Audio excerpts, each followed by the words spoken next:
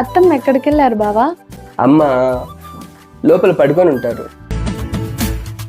అత్తమ్మ ఏంటమ్మా అంత తొందరగా నిద్ర లేచావు? ఇంకా కాసేపు పడుకోవచ్చు కదా.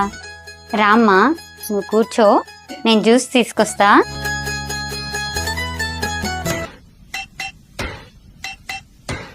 ఏంటి బావా పొద్దున్నే బీట్రూట్ జ్యూస్ ఎవరైనా తాగుతారా? నేను ఇప్పుడు తాగలేను బావా. నా ప్రెగ్నెన్సీ పోయిందని, నేను గర్భవతి కాదని ఇప్పుడు నువ్వు వెళ్ళి చెప్పు బావా. అదే ఎలా చెప్పాలని ఆలోచిస్తున్నానే. సరే నువ్వు ఆలోచిస్తూ ఉండు, నేను వెళ్ళి చెప్పేస్తా. ఇప్పుడే చెప్పావంటే మా అమ్మకి హార్ట్ అటాక్ వస్తుంది. చెప్పకపోతే నాకు హార్ట్ అటాక్ వచ్చేలా ఉంది బావా. సరే అయితే ఉండి ఇప్పుడే చెప్తా. బిడ్డా గాయత్రి, ఇదిగో బీట్రూట్ జ్యూస్ తాగు తల్లి, మంచి బలం వస్తుందమ్మా.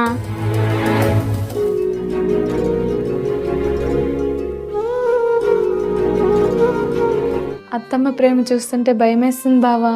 ఇప్పుడే నిజం చెప్పాలి. నీకు ఒక విషయం చెప్పాలమ్మా. కోడలి పిల్ల ప్రెగ్నెన్సీ పోయిందన్న విషయం నాకు తెలిసింది. మన విషయాలు ముందుగా బయట వాళ్ళకు తెలుస్తున్నాయి, కానీ నువ్వు కోడలి పిల్ల నాకు మీ నాన్నకు మాత్రం ముందుగా చెప్పలేదు. అంత పరాయి వాళ్ళమయ్యామా? నన్ను క్షమించండి అత్తమ్మ. ఊరుకోమ్మా, నీకు రక్తం సరిగా లేకపోవడం వల్ల గర్భం నిలబడడం కష్టంగా ఉంది. నువ్వేమో నీ పని చూసుకుంటావు, కోడలి పిల్ల వేళకు తింటోందా, వేళకు నిద్రపోతుందా అని ఆలోచించవు. ఇంట్లో నువ్వు ఒక్క పని కూడా చేయవు.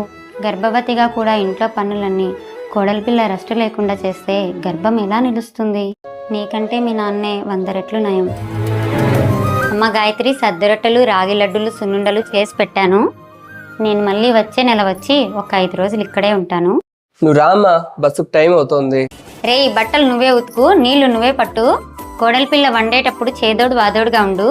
రక్తం లేదురా బిడ్డకు. రోజు ఆకుకూరలు తినండి, బీట్రూట్ జ్యూస్ రోజు తాగు తల్లి. 2 నెలల్లో మళ్ళీ మంచి శుభవార్త వినాలి. అమ్మా, మగవాడు ఎక్కడైనా బట్టలు ఉతుకుతాడా, నీళ్లు పడతాడా అమ్మా? తప్పేం లేదులేరా.